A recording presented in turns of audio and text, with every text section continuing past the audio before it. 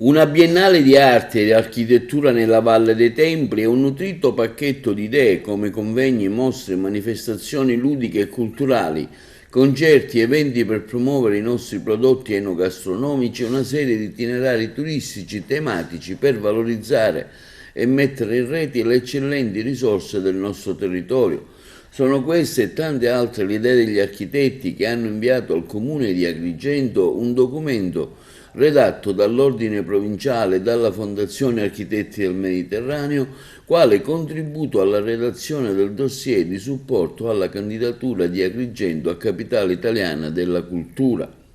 Affinché la candidatura sia competitiva, afferma il presidente dell'Ordine degli Architetti Rino Lamendola,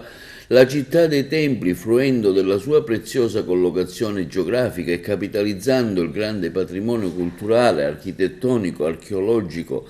monumentale e artistico di cui dispone, dovrà puntare, a nostro avviso, ad assumere il ruolo di porta d'Europa nel Mediterraneo,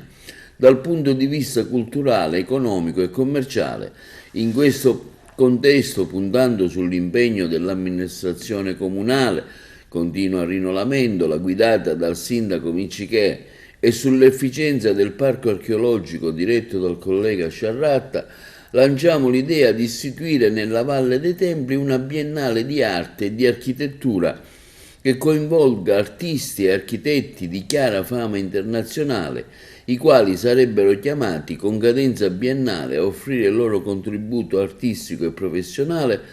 per alimentare un crescente confronto culturale tra i paesi che si affacciano sul Mediterraneo e stimolando contestualmente la nuova arte e la nuova architettura contemporanea di qualità.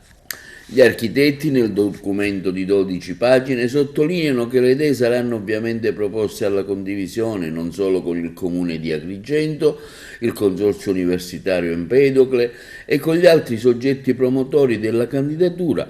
ma anche e soprattutto con le istituzioni competenti sul territorio provinciali come il Parco della Valle dei Templi, la Sovrintendenza ai Beni Culturali, l'Arcidiocesi, le amministrazioni comunali della provincia. Il documento, condiviso dall'Ordine e dalla Fondazione degli Architetti nel Mediterraneo, è stato redatto da un gruppo di lavoro composto da Rino Lamendola, Piero Fiaccabrino e dal consigliere della stessa fondazione Alfonso Miccichè.